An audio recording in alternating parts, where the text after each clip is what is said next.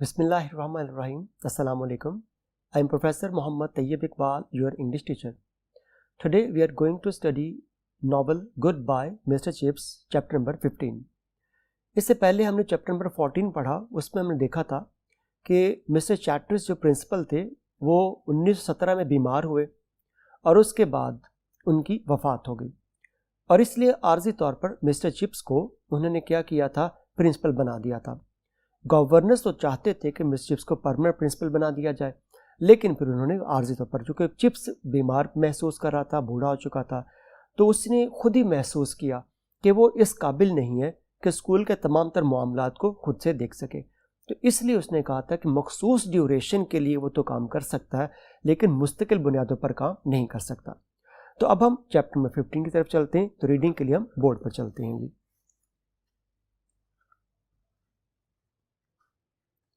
Chapter number 15. And once, on a night of full moonlight, the air raid warning was given while Chips was taking his lure forth in Latin. और एक दफ़ा जब पूरे चांद की रात थी और फिजाई हमले की घंटी बजाई गई, यानी कि हमला होने वाला, घंटी बजाई गई और चिप्स उस वक़्त लोअर फोर्थ इन लैटिन, लातीनी ज़ुबान की चौथी क्लास पढ़ा रहा था. The guns began almost instantly, and as there was plenty of shrapnel falling about outside. और चिप्स अपनी क्लास पढ़ा रहा है और साथ ही उन पर हमला हो गया और बंदूकों की घन गरज के अंदर, यानी कि जैसे हवाई जहाज गुजरता वो गोलियां बरसाता हुआ गुजरता या बॉम्ब फेंकता हुआ गुजरता, तो बहुत ज़्यादा धमाकों की आवाज़ें आना शुरू हो जाती. It seemed to Chips that they might just as well stay where they were on the ground floor of school house. तो चिप्स उस वक्त स्कूल हाउस का मतलब होता है हॉस्टल को, हॉस्टल के ग्राउंड फ्लोर पर पढ़ा रहा था अपने बच्चों को और उसको महसूस हुआ कि जहाँ पर है उनको वहीं पर छुप जाना चाहिए, बल्कि इमारत से बाहर नहीं निकलना चाहिए. It was pretty solidly built and made as good a dugout as Brookfield could offer. ये बहुत ही मजबूती के साथ बनी हुई थी और ये एक बहुत अच्छी पनागा, डगआउट कहते हैं पनागा तस्वर की जा सकती थी. As direct hit, well, they could not expect to survive that wherever they were. और अगर बराह रास्त कोई गोला आके टकराता है तो जहां मर्जी हो तो फिर बचने का इम्कान ही नहीं रहता. So he went on with his Latin, speaking a little louder amidst the reverberating crashes of the guns and the shrill whine of anti-aircraft shells. चूंकि धमाके होना शुरू हो गए थे तो चिप्स ने अपने आवाज़ थोड़ी सी ऊंची कर दी, बढ़ा दी, ऊंची आवाज़ में बोलना शुरू कर दिया और साथ ही रिवर्बरेटिंग गूंजदार आवाज़ें आ रही हैं धमाकों के भी और जो गन्स चल रही हैं उनकी भी गोलियों के चलने की आवाज़ आ रही है. उन आवाज़ों के बीच में चिप्स ने अपनी ऊंची आवाज़ को शामिल करना शुरू किया. Some of the boys were nervous, यानी बजाय इसके कि वो पढ़ाना छोड़ देता, बच्चे जाकर छुप जाते, उसने बच्चों को जहनी तौर पर मसरूफ़ रखने के लिए पढ़ाना जारी रखा और कुछ बच्चे परेशान थे. Few were able to be attentive, बहुत ही कम बच्चे थे. few अकेला लिखा हुआ, इससे पहले कोई आर्टिकल नहीं, नेगेटिव सेंस में इस्तेमाल किया जाता है. बहुत ही कम बच्चे ऐसे थे जो मुतवज्जे थे.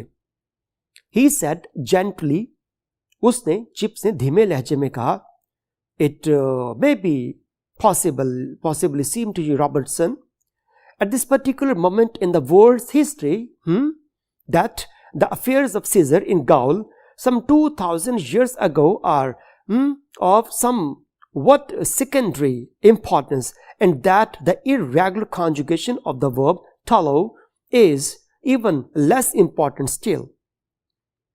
अब चिप्स ने एक ऐसी कोटेशन निकाल ली जिसके अंदर भी उसी जंग से मिलते जुलते हालात का तज़किरा किया गया था.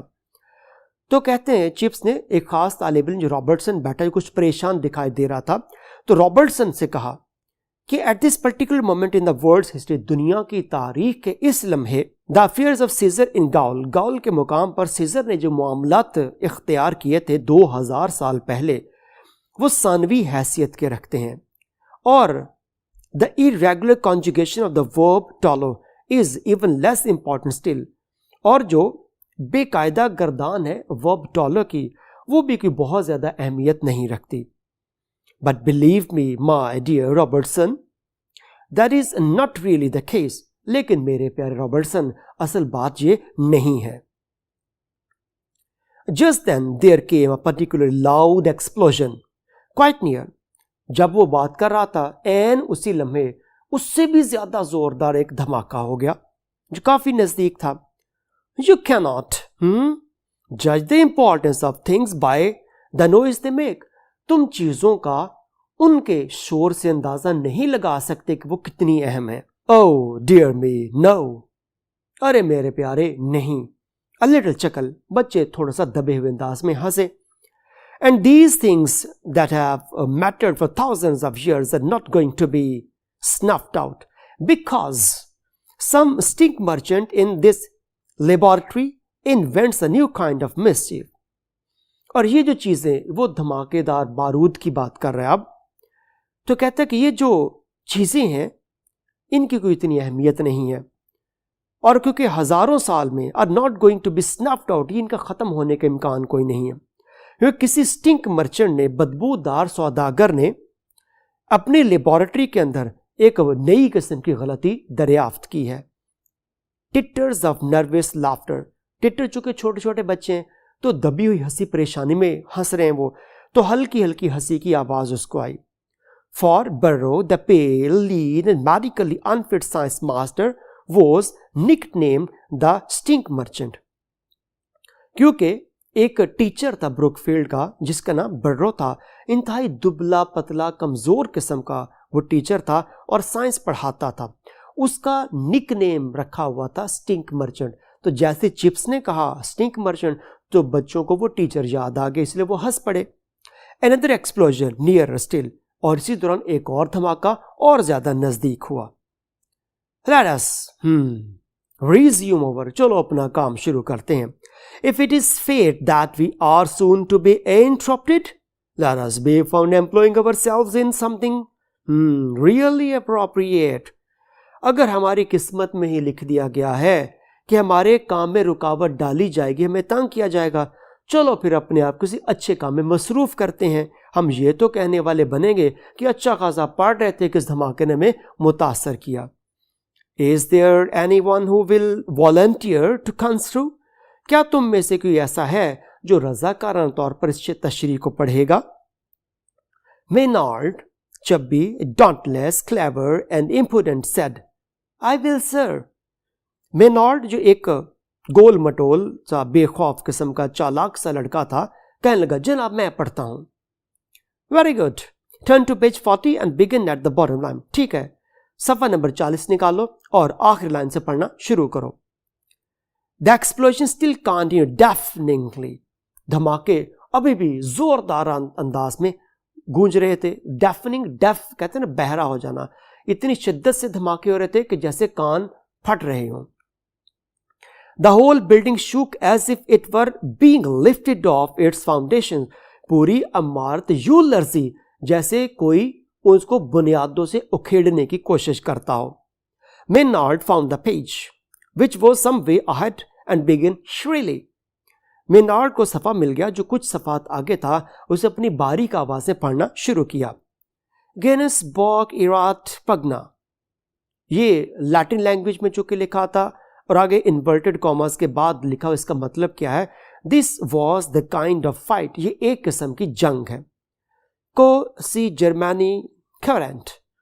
इसका मतलब आगे क्या लिखा हुआ? इन विच द जर्मन्स बिजीड देमसेल्व्स. ये एक किस्म की लड़ाई है जिसमें जर्मन ने अपने आप को मसरूफ कर रखा है. Oh sir, that's good, that's really very funny ended. Sir, one of your very best. अब बच्चों को बड़ा अच्छा लगा कि जिस जंग के बारे में वो पढ़ रहे हैं उससे मिलता जुलता और वही कंट्री, वही मुल्क जर्मन, उसकी जंग के बारे में किताब में लिखा है. तो बच्चों को बड़ा अच्छा लगा कि ये पढ़ के कि जनाब ये तो आपका बेहतरीन मजाक हो गया कि बिल्कुल वैसे जैसा पढ़ रहे हैं वैसा इक्तबास मिल गया हमें और वैसे जंग लगी हुई है. Laughing began and Chips added. बच्चे हंसने लगे और चिप्स ने कहा, well you see now that these dead languages can come to life again sometimes. अरे देखा तुमने कि ये मुर्दा जुबानें, उसने इसको लैटिन और ग्रीक को मुर्दा क्यों कहा?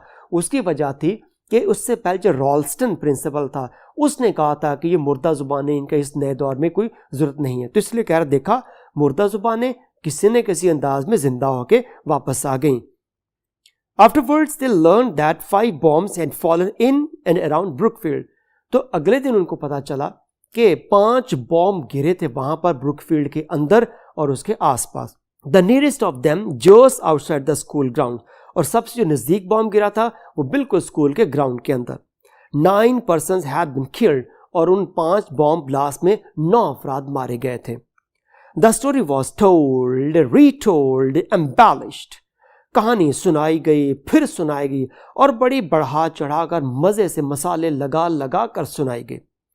The dear old boy never turned a hair. उस बूढ़े लड़के को यानी चिप्स को बाल बराबर भी फर्क नहीं पड़ा। Even found some old tag to illustrate what was going on. हत्ता कि उसने एक पुराना इक्तबास भी निकाल लिया जिसमें ऐसा कुछ बयान किया गया था। Something in Caesar about the way the Germans fought.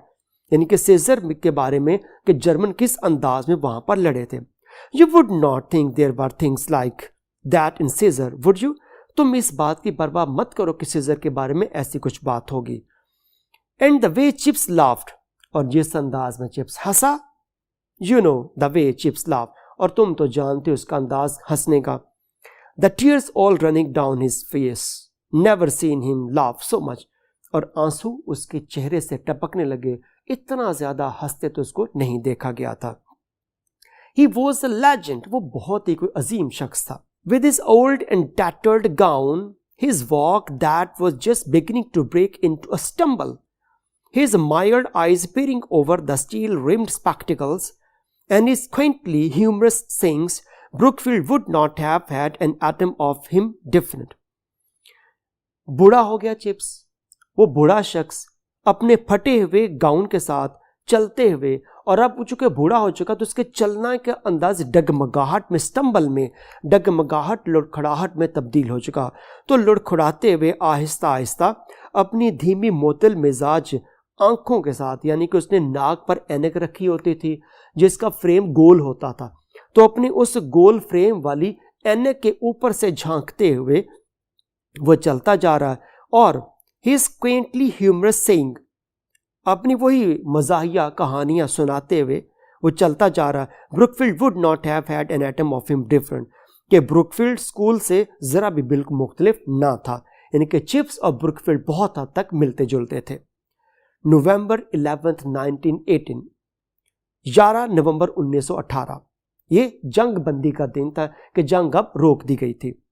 News came through in the morning, a whole holiday was decreed for the school, कि पूरे स्कूल को ऑफ कर दिया, पूरे दिन की छुट्टी का ऐलान स्कूल में कर दिया गया। And the kitchen staff were implored to provide as cheerful a spread as war time rationing permitted. तो स्कूल में बावर्ची खाने में ये कहा गया कि जिस तरह जंग के दिनों में भरपूर खाना पेश किया जाता था, आज भी वैसा खाना पेश किया जाए। There was much cheering and singing and a bread fight across the dining hall.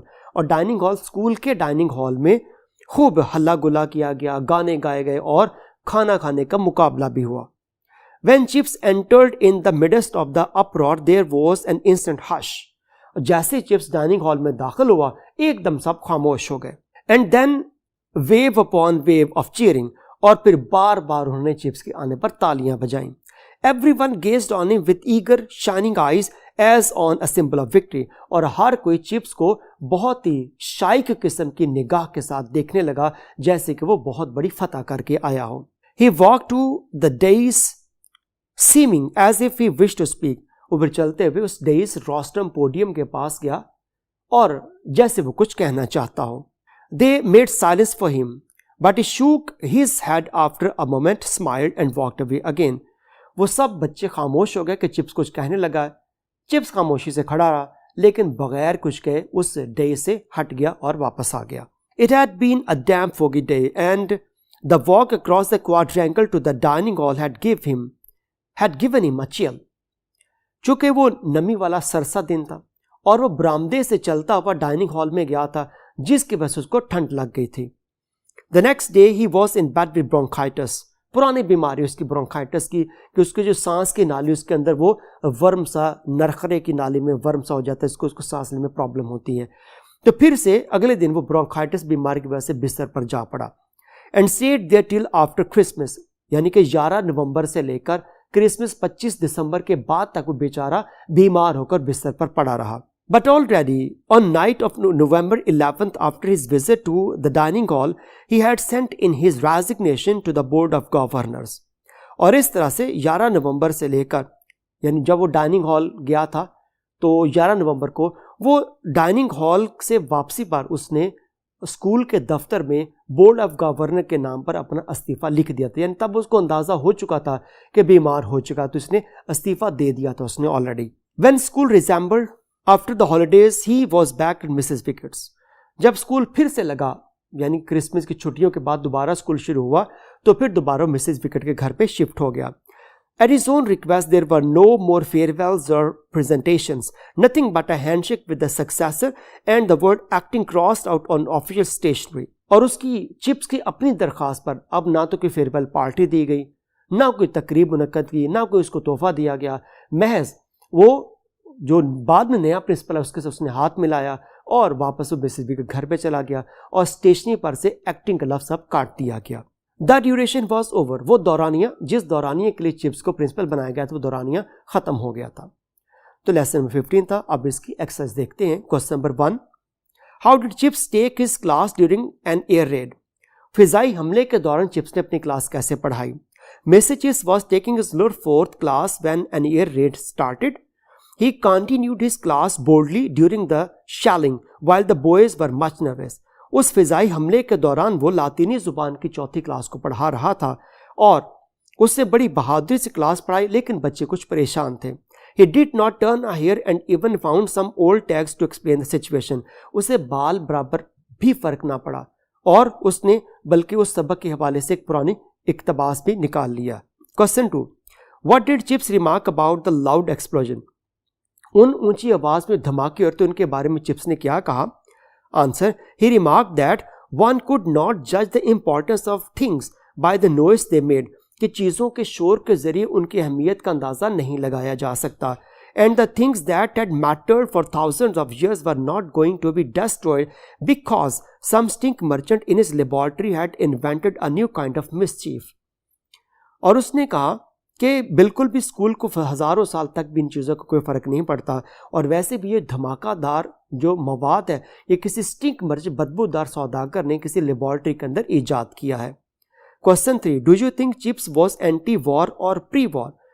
क्या आपको लगता है कि चिप्स वॉर के अगेंस्ट था, जंग के अगेंस्ट था, या जंग से पुराने की पहले की सोच रखने का हामिल था? Yes, chips was an anti war, chips जंग का मुखालिफ था। He thought that some stink merchants were inventing dangerous weapons to make the people unsafe. और उसका ख्याल था कि कोई बुरे किस्म के जो सौदागर हैं वो ऐसे हथियार बना रहे हैं जो इंसानियत के लिए नुकसानदेह है। Number 4, Describe the horrors of air raid at Brookfield. Brookfield पर जो फिजाई हमला हुआ उससे क्या खौफ व हिरास फैला? On a night of full moonlight, the air raid warning was given while Chips were taking his lower fourth in Latin. ये पूरी रात का यानी पूरी चांद का, जब चांद पूरी तरह 14वीं का चांद कह लीजिए, तो मुकम्मल चांद की एक चांदनी रात थी और फिजाई हमले की वार्निंग दी गई थी और चिप्स उस वक्त स्कूल के अंदर लैटिन की 4थी क्लास को पढ़ा रहा था। द गन्स बिगेन इंस्टेंटली, फौरी तौर पर गोलियों की बौछार हुई and plenty of shrapnel fell about outside the building, और ब्रुकफील्ड की बिल्डिंग के अंदर और बाहर बहुत से गोलियों के खोल गिरे। But they were safe on the ground floor of school house, but 5 bombs had fallen in and around Brookfield and 9 people died as a result. वो स्कूल हाउस के ग्राउंड फ्लोर पर थे और वहाँ पर बिल्कुल महफूज थे, और अगले दिन उनको पता चला कि 5 बॉम्ब वहाँ पर गिरे थे और ब्रुकफील्ड के अंदर और बाहर टोटल 9 लोग जो वफात पा गए थे। Question number 5, when did mister chips fell ill? Mister chips कब बीमार हुआ? Answer, mister chips fell ill on the night of November 11, 1918। 11 नवंबर 1918 की रात को वो बीमार हो गया। It was a damp foggy day, ये नमी वाला और ठंडा दिन था। His walk across a quadrangle to the dining hall had given him a chill and he was in bed with bronchitis. और जब वो बरामदों से गुजर के डाइनिंग हॉल गया वहां पे उसको सर्दी लग गई थी और ब्रोंकाइटिस की वजह से वो बिस्तर को जा लगा। Question number 6, what did chips resign again? When did chips send his resignation from the headship? Chips ने दोबारा इस्तीफा क्यों दिया और कब दिया? Answer, on the night of November 11, 1918, after his visit to the dining hall, he sent in his resignation to Board of Governors because he got ill. 11 नवंबर 1918 को डाइनिंग हॉल में जब उसको लगा वो बीमार हो गया तो उसी रात वो अपना इस्तीफा देकर आया था। Question 7, who was the stink merchant? Home did chips call stink merchant? Stink merchant कौन था?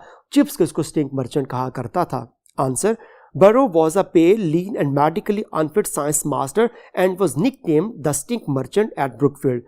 Burrow एक दुबला पतला कमजोर सा साइंस का टीचर था जिसको ब्रुकफील्ड में चिप्स स्टिंक मर्चेंट कहता था। Chips used this word for the scientists who were inventing dangerous weapons in their laboratories. Chips उन साइंसदानों को भी स्टिंक मर्चेंट कहता था जिन्होंने ये धमाकादार मवाद इजाद किया था। Symbolically, it was a reference to the countries involved in the dangerous World War I. और अलामती तौर पर देखा जाए तो ये नाम उन ममालिक के लिए था जिन्होंने पहली जंग अजीम में वर्ल्ड वॉर I में हिस्सा लिया था। Question number 8, how was the end of war armistice day celebrated eight Brookfield? जंग बंदी का दिन जिसको आर्मिस्टिस डे कहा जाता है वो ब्रुकफील्ड में कैसे मनाया गया? Answer, The war ended on November 11, 1918. The day was celebrated as Armistice Day. कि जंग 11 नवंबर 1918 को बंद हुई और इसको आर्मिस्टिस डे कहा गया। A whole holiday was declared. पूरे दिन की छुट्टी का ऐलान किया गया। There were much cheering and singing and a bread fight across the dining hall. खूब हल्ला गुल्ला किया गया और खाना खाने का मुकाबला भी डाइनिंग हॉल में हुआ।